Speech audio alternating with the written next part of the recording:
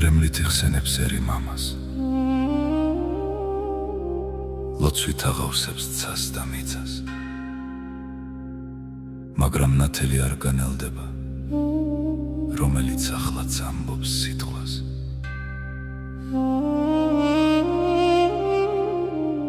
არ ვინანათებს სანთელს სოფელში და ჩრდილო უმრუმის გასამართლებლად. არამედ რწმენით უნდა ვიდოდეთ ამ მწუთი სოფლის გასანათებლად. არც საიდუმლო მოსაზრებულა იმგვარი ქვეყნად იმალებოდეს, არც ენა და არც კაცი ლაზარე, რომელიც მხოლოდ იმარხებოდეს, ვით არც სათქმელი სიტყვას მოუხმობს, ჩვენც აგურებით კედელს აღმართავთ. როს აიგება წმინდა ტაძარი, შიგ სასიცოცხლო ტრაპეზს გავმართავთ.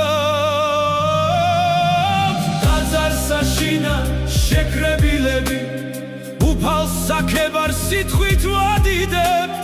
ვინც თავმდაბლობის არა ისმინა, ერთ სადიდებლის სარებს გაიგებს. მამულთა შვილნო მოვიგონებდეთ, დაცემას მერეზე ახსვა მოსდევს.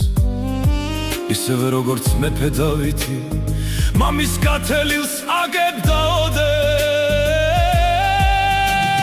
საქართველოში დარდახდენილი დღეს ისტორიის ფურცლებს უფხია, ოდეს სამების ტაძარს პატრიარქს ღვთისმშობლის ხატი წრემლით უქია. შეგავედრებო დედავ სამშობლოს, არა მიცირ მშვენიერების, ჩემი სიტყვები იქნეს მომტანი ქართველი ერის ბედნიერების. ეს საქართველო, ვაზის სამშობლო, სანახებია კვირაცხოვლისა, ამასვე შეგთხო. ობოლ მარგალიც ნუ მიაკარებს სევდას სოფლისა. შენ ახარ ქვეყნის წმინდა კორონა მაცოცხლებელი ერის სუნთქვისა. უფრო დარი ხარ გამარჯვებული, სწრაფლდა მთხგუნველი ძველი სუსხისა.